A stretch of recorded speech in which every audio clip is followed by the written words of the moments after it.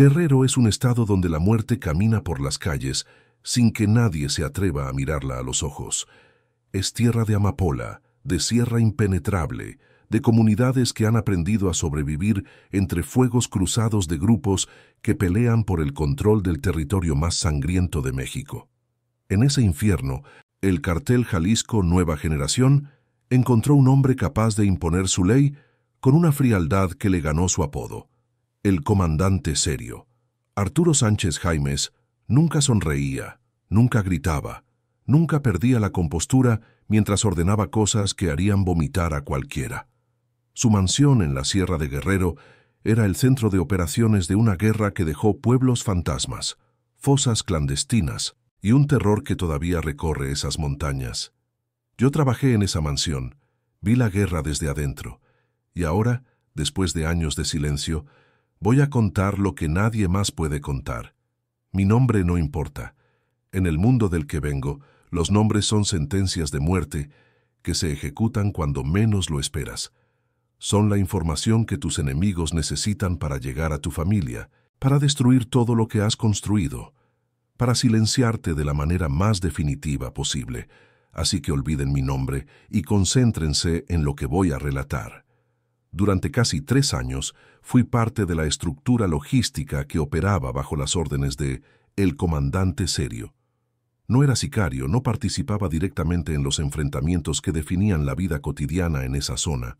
Era lo que llamábamos un coordinador de abastecimiento, alguien encargado de asegurar que los hombres en el territorio tuvieran lo que necesitaban: armas, municiones, provisiones, medicinas, todo lo necesario para sostener una guerra que no tenía fin a la vista. Era un trabajo que me colocaba en una posición única para ver cómo funcionaba la maquinaria de conquista del CJNG en uno de los territorios más disputados de México. Llegué a ese mundo por caminos que todavía me cuesta explicar. Era un hombre de Iguala, con experiencia en logística comercial, con conocimientos de rutas y transporte que había adquirido trabajando para empresas de distribución legítimas. Cuando la violencia en Guerrero alcanzó niveles que hacían imposible cualquier negocio normal, cuando las empresas para las que trabajaba cerraron o huyeron, me quedé sin opciones en una tierra donde las opciones ya eran escasas. Un conocido me habló de trabajo disponible para alguien con mis habilidades, trabajo que pagaba bien y que requería discreción absoluta. No pregunté demasiado porque sabía que las respuestas no me gustarían. Para cuando entendí exactamente para quién estaba trabajando, ya estaba demasiado adentro para salir. Guerrero era un campo de batalla mucho antes de que el CJNG decidiera conquistarlo.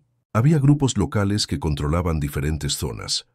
Los ardillos dominaban partes de la sierra, los tlacos operaban en otras regiones, los rojos habían tenido poder antes de fragmentarse, y docenas de organizaciones menores peleaban por pedazos de territorio que valían fortunas por la amapola que producían. Era un mosaico de violencia, donde las alianzas cambiaban constantemente, donde el enemigo de ayer podía ser el aliado de mañana, donde la única constante era la muerte. El CJNG llegó a Guerrero con la intención de imponer orden a través del caos. El Mencho había identificado el potencial del Estado, la producción de heroína que alimentaba el mercado estadounidense, las rutas hacia puertos del Pacífico, la debilidad de los grupos locales fragmentados. La estrategia era conquistar territorio por territorio, eliminando o absorbiendo a los grupos existentes, estableciendo un control que ningún cartel había logrado antes. El comandante serio fue enviado para ejecutar esa estrategia, para ser la punta de lanza de una invasión que cambiaría Guerrero para siempre. La primera vez que vi a el comandante serio fue en un campamento temporal en la sierra, semanas después de empezar a trabajar para la organización.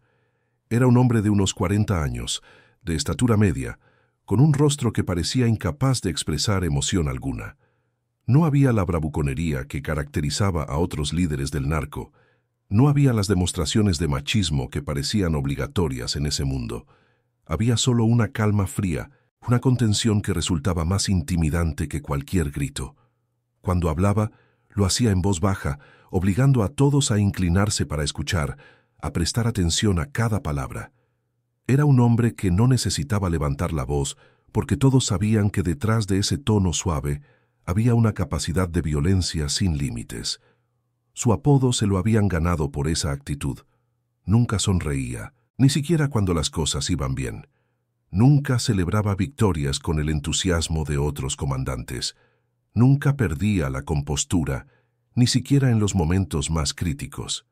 Era serio en todo lo que hacía, serio hasta el punto de parecer inhumano, como si las emociones que el resto de nosotros sentíamos hubieran sido extirpadas de él en algún momento de su pasado. Los hombres que trabajaban para él lo respetaban y lo temían en partes iguales, nunca seguros de qué podía desatar una reacción que su rostro jamás anticipaba. La mansión que servía como centro de operaciones no estaba en ninguna ciudad, no estaba cerca de ningún lugar que apareciera en mapas oficiales.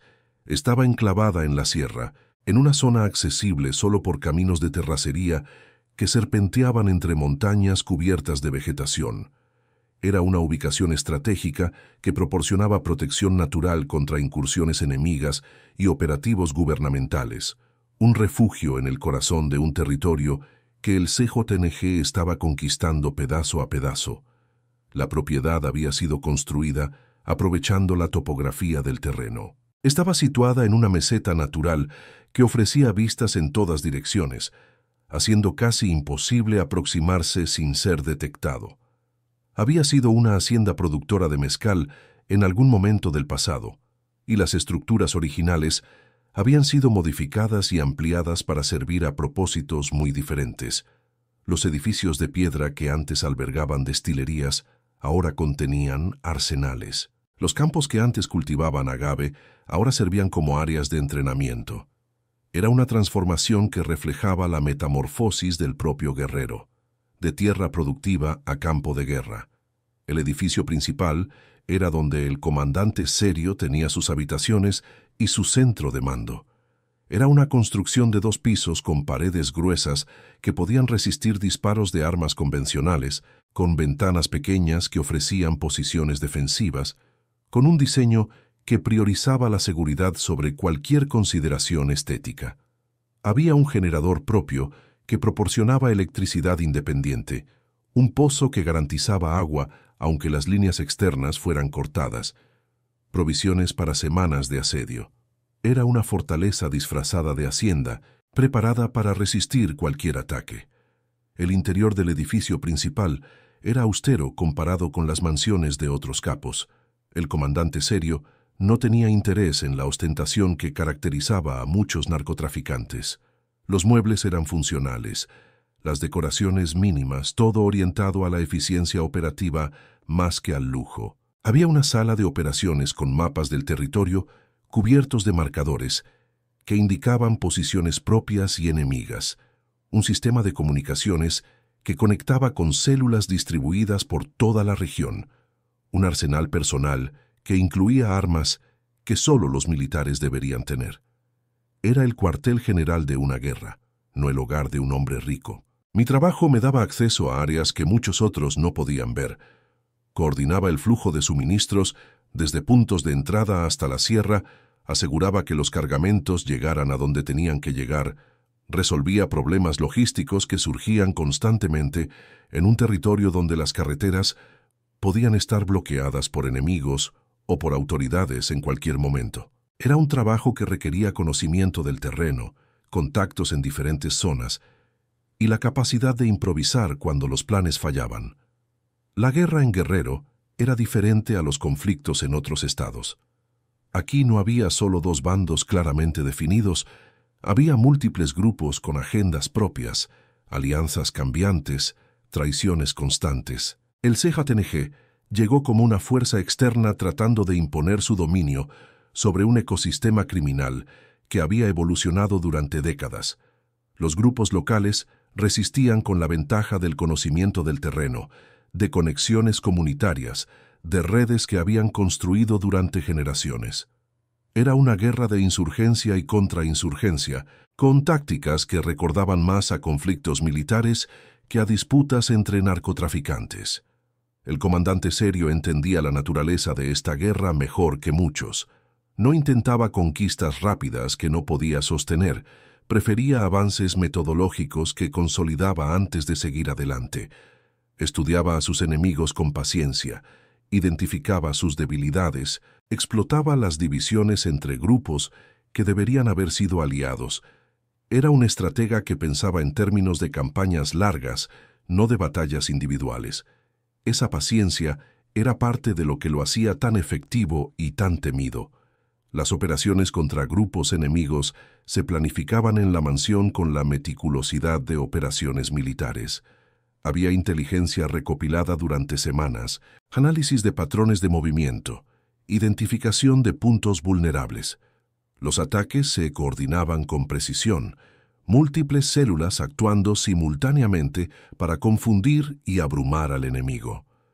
El comandante Serio presidía estas sesiones de planificación con su característica seriedad, escuchando reportes, haciendo preguntas que revelaban un conocimiento profundo de cada situación, tomando decisiones que determinarían quién vivía y quién moría. Las sesiones de planificación podían durar horas, a veces días cuando se trataba de operaciones mayores.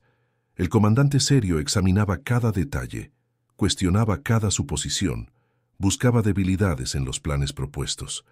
No toleraba la improvisación, no aceptaba excusas por falta de preparación. Cada operación tenía que estar planificada al detalle antes de ser aprobada, cada contingencia considerada, cada riesgo evaluado.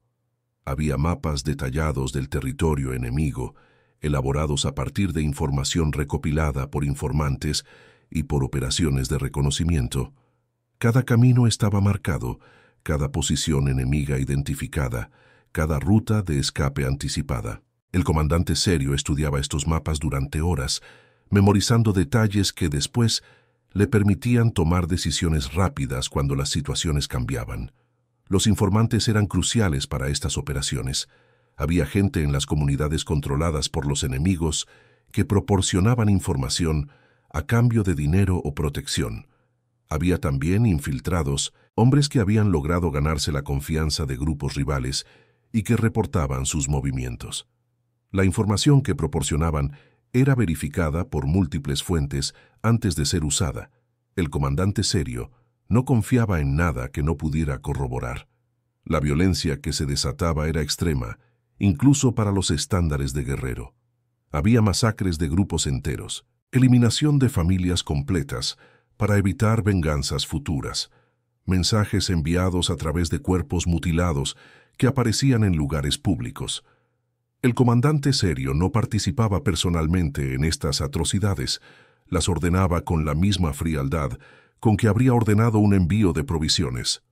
Para él, la violencia era una herramienta, un medio para un fin, algo que se administraba con precisión calculada para obtener resultados específicos. Los prisioneros que llegaban a la mansión enfrentaban destinos que prefiero no describir en detalle. Había un área separada, alejada del edificio principal, donde se conducían los interrogatorios. Yo nunca presencié directamente lo que ocurría ahí. Mi trabajo no lo requería, pero escuché suficiente. Vi suficientes rostros de quienes salían de esas sesiones para saber que eran cosas que desafían la capacidad humana de comprender el sufrimiento. El comandante Serio a veces supervisaba personalmente, su presencia silenciosa más aterradora que cualquier tortura física. La producción de amapola era la razón económica detrás de la guerra. Los campos en la Sierra de Guerrero producían goma de opio que se procesaba en heroína, un producto que seguía siendo altamente rentable a pesar de la competencia del fentanilo. El CJNG buscaba controlar toda la cadena de producción, desde los campesinos que cultivaban las flores hasta los laboratorios que procesaban la droga, desde las rutas de transporte hasta los puntos de cruce hacia Estados Unidos. Cada pueblo conquistado era un eslabón más en esa cadena. Cada grupo eliminado era competencia removida. La amapola de Guerrero tenía fama de ser de las mejores de México. Las condiciones de la sierra eran ideales: la altitud correcta, el clima apropiado, suelos que producían flores con alto contenido de opioides. Los campesinos habían refinado sus técnicas durante generaciones, Sabían exactamente cuándo sembrar, cuándo cosechar, cómo extraer la goma sin dañar las plantas. Era un conocimiento artesanal transmitido de padres a hijos, una tradición que el narcotráfico había convertido en motor económico de comunidades enteras.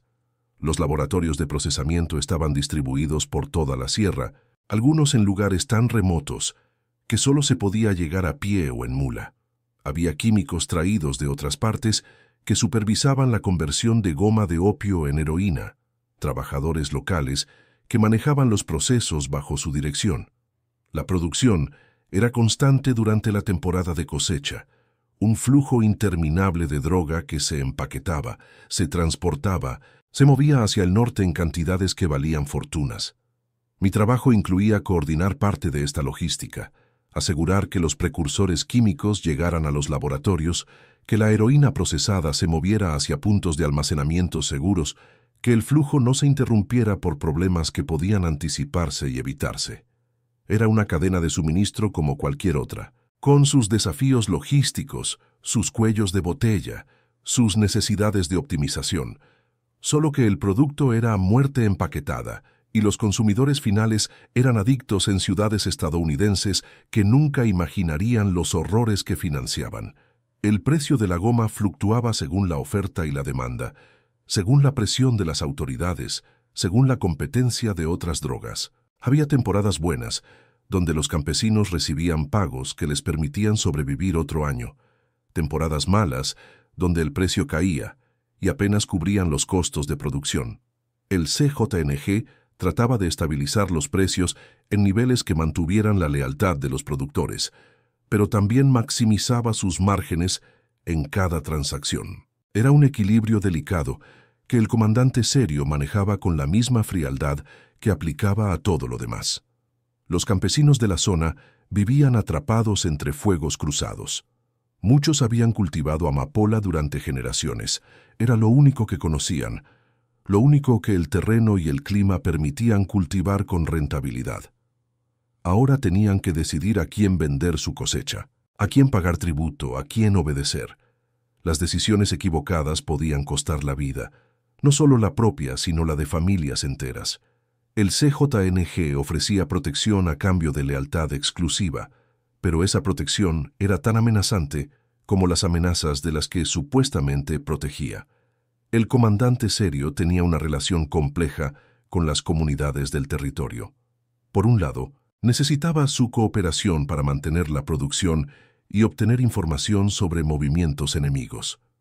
Por otro lado, no toleraba ninguna desviación de la lealtad absoluta que exigía.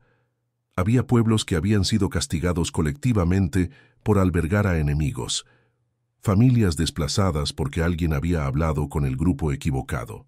Era un equilibrio entre cooptación y terror que mantenía el control pero generaba un resentimiento que siempre amenazaba con estallar. Las fuerzas del gobierno eran otro factor en la ecuación. Había operativos militares esporádicos, patrullajes de zonas específicas, intentos de erradicar cultivos que generalmente fracasaban.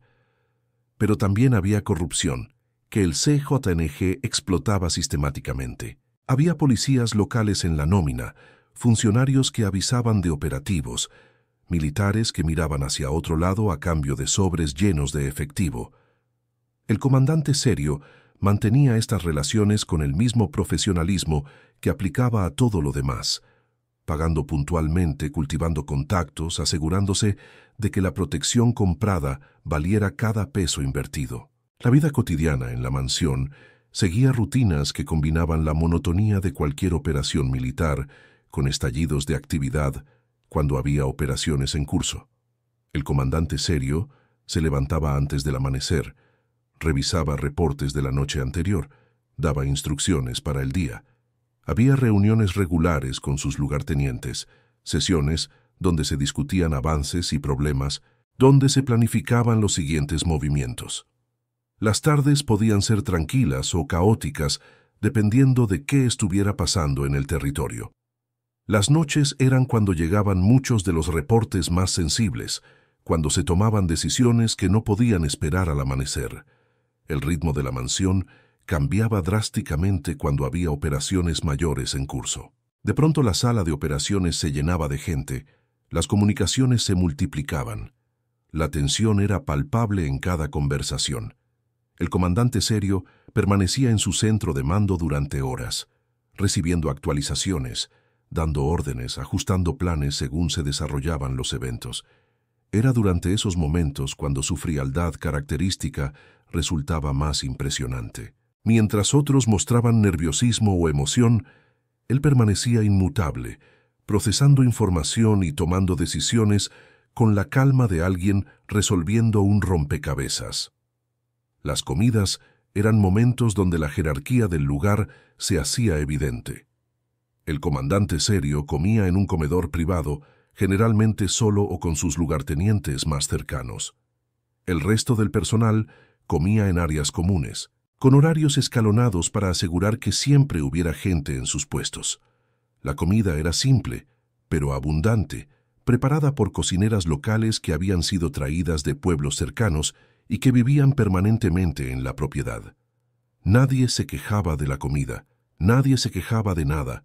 Todos sabían que las quejas podían tener consecuencias desproporcionadas. Había momentos de descanso que parecían surrealmente normales.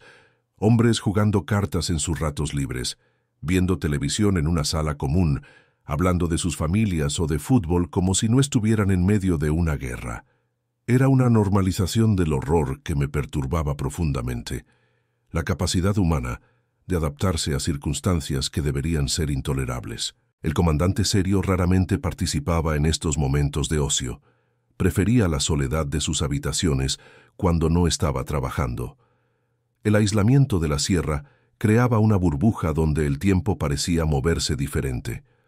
Las noticias del mundo exterior llegaban filtradas, incompletas, irrelevantes para la realidad inmediata de la guerra que consumía cada día. Había hombres que llevaban meses sin ver a sus familias, que habían perdido contacto con todo lo que conocían antes de llegar ahí. La mansión se convertía en su mundo entero, la guerra en su única realidad, el comandante Serio en la única autoridad que importaba.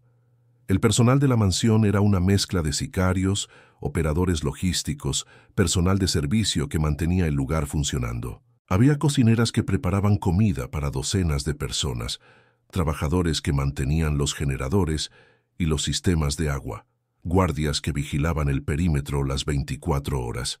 Todos habían sido investigados exhaustivamente antes de ser admitidos. Todos sabían que cualquier traición significaba consecuencias que alcanzarían a sus familias. Era una comunidad construida sobre el miedo y la dependencia, funcional pero profundamente tóxica. Las comunicaciones con la estructura superior del CJNG eran regulares pero cuidadosas. El comandante Serio reportaba a lugartenientes de El Mencho, enviaba informes sobre el progreso de la conquista territorial, recibía instrucciones sobre prioridades y recursos. Había tensiones ocasionales, desacuerdos sobre estrategia o sobre la distribución de ganancias, pero el comandante Serio sabía manejar la política interna del cartel con la misma frialdad que aplicaba a todo lo demás. Era leal mientras la lealtad le convenía, pragmático en sus cálculos de poder. Las comunicaciones usaban sistemas encriptados que cambiaban frecuentemente para evitar interceptación. Había claves que se renovaban semanalmente, protocolos que indicaban qué información podía transmitirse, por qué medio, restricciones sobre qué podía discutirse por radio y qué requería mensajeros físicos. Era una seguridad operacional que el comandante Serio imponía con rigor, entendiendo que la información comprometida podía costar vidas y territorios. Los mensajeros que viajaban entre Guerrero y Jalisco eran hombres de máxima confianza, seleccionados por su lealtad probada y su capacidad de resistir interrogatorios si eran capturados. Llevaban reportes detallados sobre el estado de la campaña, solicitudes de recursos específicos, información sensible que no podía arriesgarse en ningún sistema electrónico. Eran viajes peligrosos por territorios disputados, donde cualquier retén podía significar la muerte. Las visitas de superiores del cartel eran eventos raros pero significativos. Cuando alguien importante bajaba desde Jalisco, era para evaluar el progreso, para transmitir órdenes que no podían confiarse a ningún otro medio, para recordar al comandante Serio cuál era su lugar en la jerarquía. Estas visitas se preparaban con semanas de anticipación, asegurando que todo estuviera perfecto, que no hubiera nada que pudiera interpretarse como debilidad o desorganización. Había también tensiones sobre la distribución de las ganancias. Guerrero era una plaza rentable, y había disputas sobre qué porcentaje debía quedarse localmente y qué porcentaje debía subir hacia la estructura central. El comandante Serio negociaba estos términos con habilidad, argumentando que necesitaba recursos para sostener la guerra, que los costos de conquistar territorio debían ser reconocidos. Eran negociaciones que requerían tacto, donde presionar demasiado podía tener consecuencias fatales. Los refuerzos que llegaban de Jalisco eran cruciales para mantener la campaña. Había flujos constantes de sicarios frescos para reemplazar a los caídos, de armas y municiones para sostener los enfrentamientos, de dinero para pagar a los combatientes y a los corruptos. Mi trabajo incluía coordinar la recepción de estos recursos, asegurar que llegaran a la sierra sin ser interceptados, distribuirlos según las necesidades de las diferentes células operativas. Era una logística de guerra que requería adaptación constante a circunstancias cambiantes. Los sicarios que llegaban de Jalisco eran diferentes a los reclutas locales. Venían ya entrenados, ya probados en otros conflictos, con experiencia en tácticas que los locales no conocían. Algunos habían participado en las guerras del CJNG en Michoacán o en Guanajuato, veteranos de batallas que habían forjado su reputación. Eran hombres duros que el comandante Serio desplegaba en las situaciones más difíciles, reservas que podían cambiar el curso de un enfrentamiento. Las armas que llegaban incluían cosas que superaban cualquier cosa que los grupos locales pudieran obtener.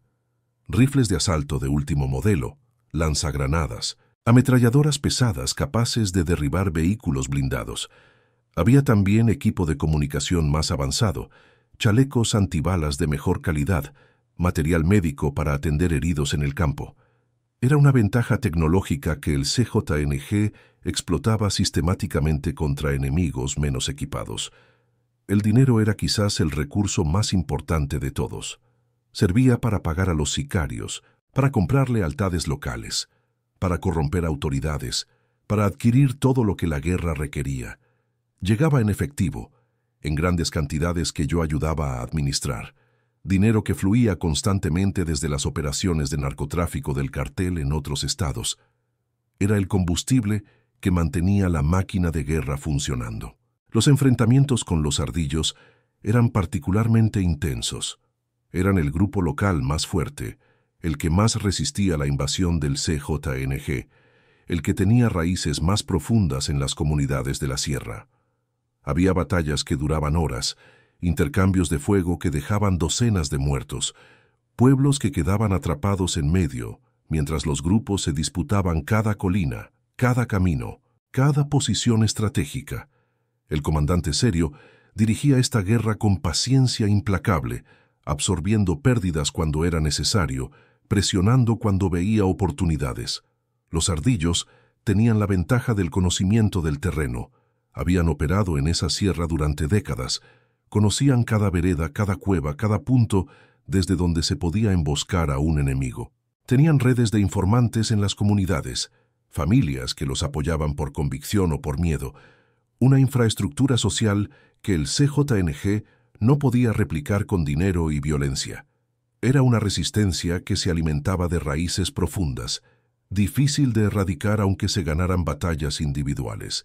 El comandante Serio respondía con una estrategia de asfixia gradual. Cortaba las líneas de suministro de los ardillos, interceptaba sus cargamentos de armas y drogas, atacaba sus fuentes de financiamiento, presionaba a las comunidades para que dejaran de apoyarlos, castigando a quienes daban refugio a miembros del grupo enemigo, recompensando a quienes proporcionaban información útil. Era una guerra de desgaste diseñada para agotar los recursos del enemigo hasta que no pudiera seguir peleando. Había batallas emblemáticas que definieron la guerra. enfrentamientos en pueblos que cambiaban de manos múltiples veces, cerros disputados durante días, emboscadas que diezmaban convoyes completos. Cada victoria era costosa, cada derrota era dolorosa, pero el CYTNG tenía recursos que los ardillos no podían igualar. Llegaban refuerzos de Jalisco, armas más pesadas, dinero para comprar lealtades que antes parecían inquebrantables. Era una guerra de recursos donde el más grande eventualmente prevalecería. Las atrocidades cometidas por ambos bandos escalaban con cada ciclo de violencia. Había ejecuciones de prisioneros filmadas y distribuidas como propaganda, masacres de familias enteras acusadas de colaborar con el enemigo, mutilaciones diseñadas para sembrar terror. El comandante Serio no era más brutal que sus enemigos, pero tampoco era menos. Respondía a cada atrocidad con una mayor, entrando en una espiral de violencia que parecía no tener fondo. Los civiles pagaban el precio más alto de esta guerra.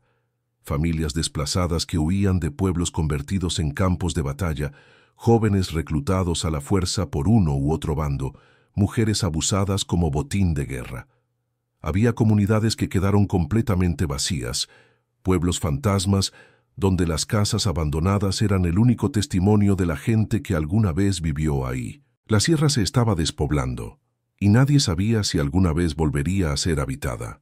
La brutalidad de los mensajes enviados a los enemigos era calculada para maximizar el terror.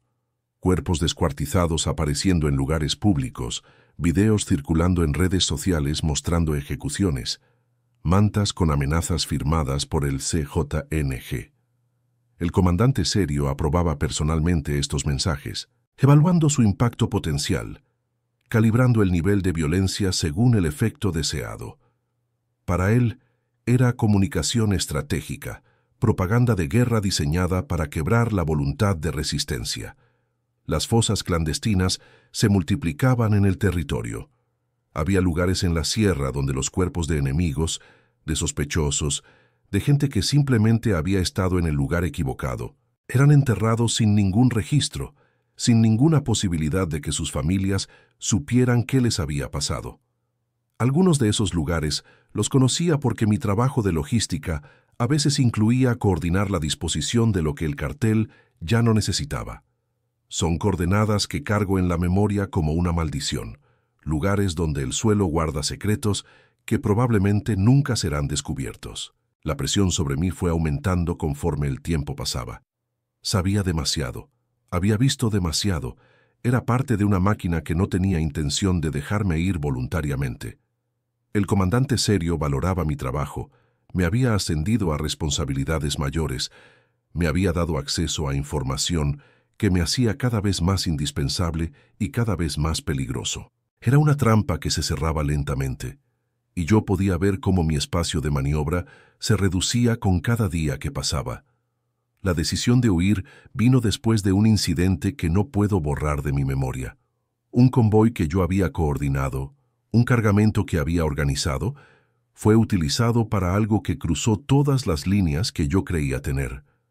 Cuando entendí lo que había facilitado, cuando comprendí la magnitud de mi complicidad, algo se rompió dentro de mí. No podía seguir pretendiendo que solo hacía logística, que no era responsable de lo que esa logística hacía posible. Tenía que salir, aunque salir pareciera imposible. El proceso de escape fue el más peligroso de mi vida. Estaba en el corazón del territorio del CYTNG, rodeado de gente que me conocía, vigilado por sistemas diseñados para detectar exactamente lo que yo estaba planeando. Tuve que ser paciente. Tuve que esperar oportunidades que tardaron semanas en presentarse. Tuve que calcular cada movimiento sabiendo que un error significaba terminar en una de esas fosas que yo mismo había ayudado a llenar. Lo primero que hice fue establecer una rutina que me permitiera movimientos sin levantar sospechas. Empecé a hacer viajes de inspección a puntos de la cadena de suministro que antes delegaba a otros, estableciendo un patrón de ausencias que después podría explotar. El comandante Serio aprobó estos viajes porque mejoraban la eficiencia de las operaciones, sin sospechar que cada uno era un ensayo para mi eventual huida. La información era mi principal activo y mi mayor riesgo. Sabía rutas, conocía ubicaciones, tenía acceso a datos que el cartel no podía permitir que cayeran en manos equivocadas. Eso me hacía valioso, pero también me hacía peligroso. Si alguien sospechaba de mis intenciones, la respuesta no sería simplemente impedir mi salida, sino asegurar que todo lo que sabía muriera conmigo. Preparé mi huida durante meses. Escondí dinero en pequeñas cantidades en lugares que solo yo conocía.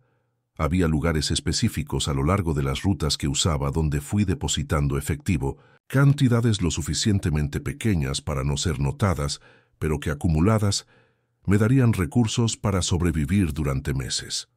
Usé técnicas que había aprendido observando cómo el cartel movía dinero, métodos diseñados para evitar detección que ahora aplicaba a mi propia supervivencia. Los contactos fuera de la organización eran más difíciles de cultivar. En la sierra todos estaban conectados de alguna manera con uno u otro grupo, y cualquier conversación podía ser reportada. Tuve que ser extremadamente selectivo, acercándome solo a personas que tenían razones propias para desconfiar del CJNG, que podrían ayudarme sin traicionarme. Fueron acercamientos graduales, probando lealtades antes de revelar intenciones, construyendo una red mínima que me permitiría moverme una vez que saliera del territorio controlado.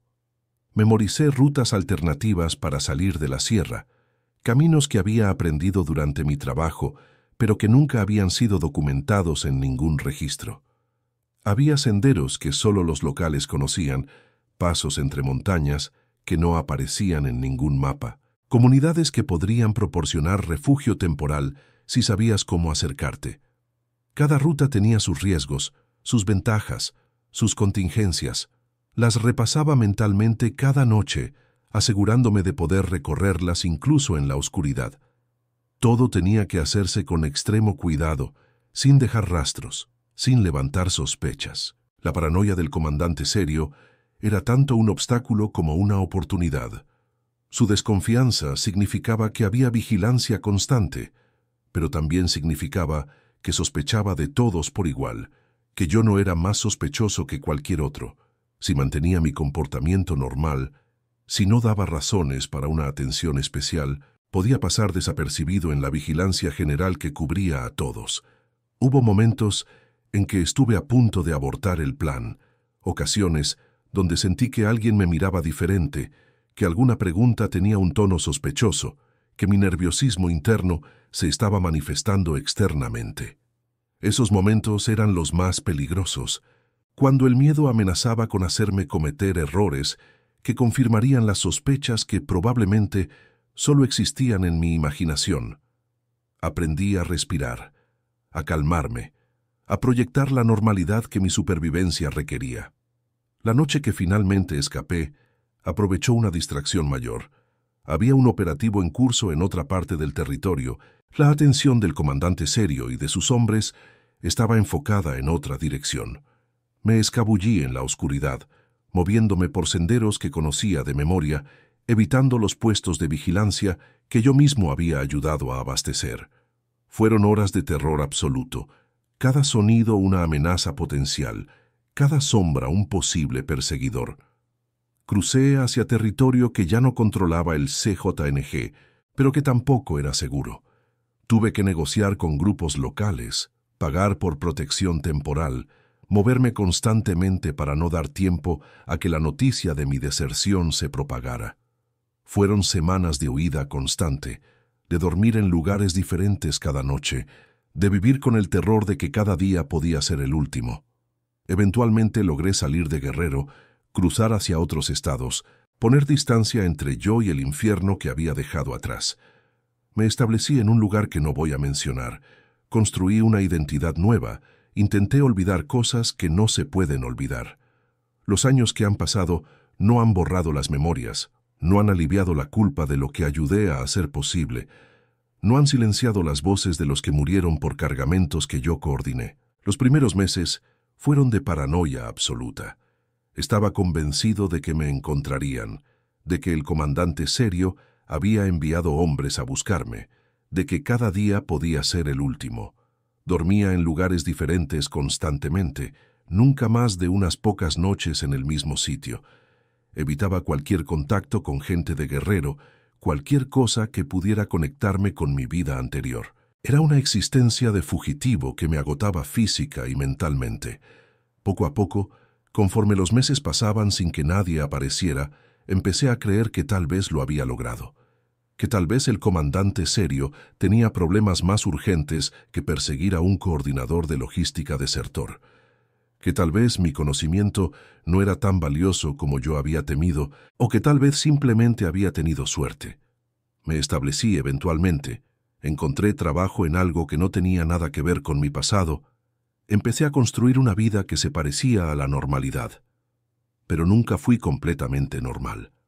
Había pesadillas que me despertaban empapado en sudor, momentos donde olores o sonidos me transportaban de regreso a la sierra, días donde la culpa era tan pesada que apenas podía funcionar. Las noticias de Guerrero seguían llegando, y cada una era un golpe. Masacres que recordaban las que yo había facilitado, fosas descubiertas en lugares que reconocía, nombres de pueblos donde había estado, donde había coordinado suministros, donde había sido parte de lo que los destruyó. No podía dejar de seguir las noticias, era como una adicción malsana, una necesidad de saber qué pasaba con el infierno que había dejado atrás. Hubo momentos en que consideré entregar información a las autoridades, revelar lo que sabía sobre las operaciones del CJNG, sobre las fosas, sobre las redes de corrupción, pero el miedo siempre ganaba. Sabía cómo operaba el cartel, sabía que tenían gente en las instituciones, sabía que cualquier intento de cooperar con la justicia probablemente terminaría con mi muerte antes de que pudiera decir nada útil. Así que callé, como tanta gente calla, como el silencio que permite que todo continúe. El comandante Serio probablemente sigue operando, o ha sido reemplazado por alguien igual o peor. La guerra en Guerrero continúa. Los grupos siguen peleando por territorio. La amapola sigue floreciendo en las laderas de la sierra. Las fosas siguen llenándose. Las familias siguen buscando a los que nunca volverán. El Estado mexicano sigue sin poder o sin querer imponer orden en una tierra que hace mucho dejó de pertenecer a la ley.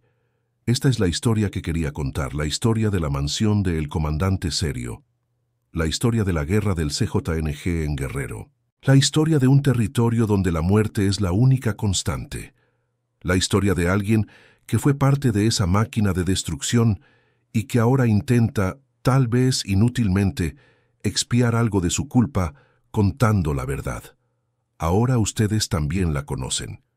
Hagan con este conocimiento lo que su conciencia les dicte. Crean o no crean, compartan o guarden silencio. Lo único que les pido es que recuerden que detrás de las estadísticas de violencia hay historias reales, víctimas reales, comunidades que viven un horror que el resto del país prefiere ignorar. Esta es mi verdad. La historia de una mansión en la sierra que fue cuartel de guerra. La historia de un hombre cuya frialdad era su arma más terrible. La historia de Guerrero convertido en infierno. Contada por alguien que coordinó la logística de esa guerra, que movió los recursos que la hicieron posible y que finalmente decidió hablar. Después de tanto silencio, después de tanto miedo, después de tantos años cargando con la culpa de haber sido cómplice. Finalmente la verdad sale a la luz, para que el mundo sepa, para que las víctimas no sean olvidadas, para que las fosas algún día sean encontradas. Esa es la esperanza que me queda, la única que nadie puede quitarme.